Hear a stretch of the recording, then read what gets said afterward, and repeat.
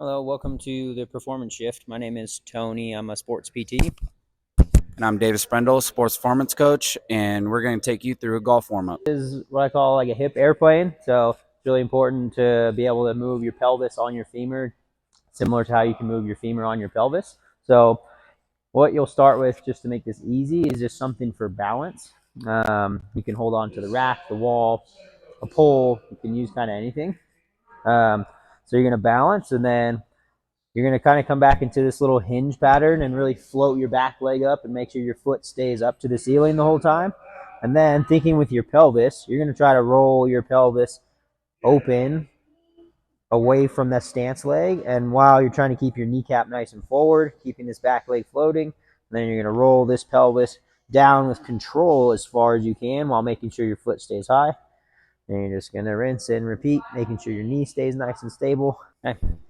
So this is a kneeling windmill, good hip and spine rotation combo movement here. So I'm going to have one hand going up to the ceiling and the other hand is going to drop down to the floor.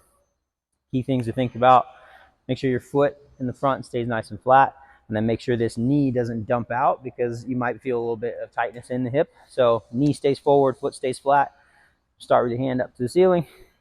Let your eyes follow that hand, and then your bottom hand is going to go flat on the ground, really trying to rotate into there real good. You'll feel stretch in your hip on the outside a little bit, and then feel your spine rotating. And then you just stand back up, and then you rinse and repeat. Cat-cow, cat-camel, there's a lot of different names for it, but we'll call it cat-cow for the sake of today. Hands, and you're going to be on your hands and knees, trying to start in a relatively flat position first. You're thinking to go really slow with each part of your spine motion, so we're going to start at our head, and we're going to tuck our chin down into our chest and get all of our neck moving first. And then we're going to try to push rib cage, flex through the middle of your back. Trying to rotate your pelvis. Underneath you, trying to pull your belly button, curving all that part of your butt and pelvis backwards. Then trying to flatten and arch through your chest and rib cage, and then slowly trying to look up to the ceiling. All right, now we're going to stretch the hamstrings. You're going to have a slight bend through your back leg. You're going to reach out straight, have your heel on the ground, toe is up. You're going to reach down to your toe, keeping your legs straight. Then from there, you're going to extend up and open the hip.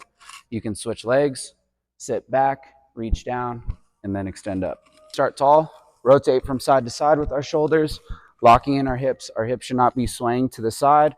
We're turning with our chest. The more dynamic version is we're going to start tall, golf club by your chest. You're then going to step out, arms straight, and rotate, and then step back up, go back down to the same side, and then rotate and come back up. Now we got our classic bird dog, starting all fours, hands underneath your shoulders, knees underneath your hips. From here, we are going to extend our left arm out, push your right leg back. My hand should be up by my ear, and I'm reaching out like I'm shaking somebody's hand, and my leg is straight back. Come back in, push back out. I don't want to see an arch through the back. We are pushing out, squeezing our glute, pulling our belly button in, and extending our arm out. Now we got a dead bug. You can keep it. Now we got a dead bug. We're going to lay on our back. I want my low back flat on the ground. My knees are at 90 degrees. Arms are straight up in front of me. Then from there, I'm going to extend opposite arm, opposite leg, extending as far as I can. Keep my low back on the ground, pulling in with my midsection, and then coming back up. So drop down, come back up, and then alternate sides, keeping this leg locked in and this arm locked in up top.